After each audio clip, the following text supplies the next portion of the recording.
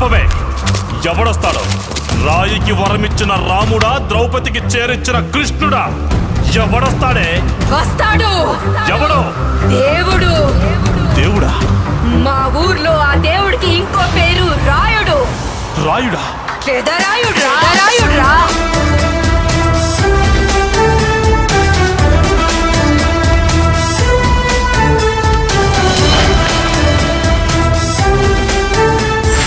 అసలేంటే మీ ఆడాళ్ళ గొప్పతనం?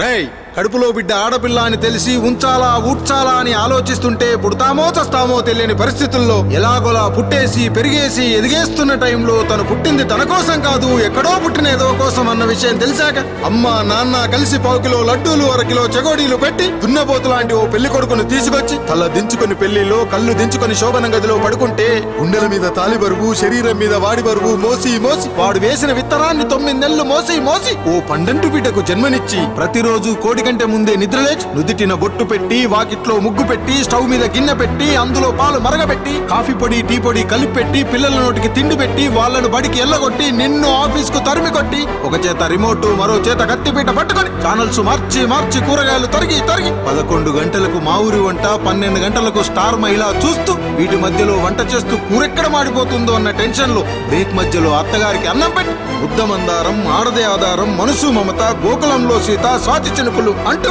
పగలు రాత్రి తేడా లేకుండా సీరియల్లో సమస్యల్ని తన సమస్యలుగా భావించి బరువెక్కిన గుండెతో అలిసొచ్చిన భర్తకు గుప్పెడంత మాడిపోయిన ఉప్మా పెట్టి అప్పుడు తిని పడుకుంటుందిరా. అదిరా ఆడదంటే.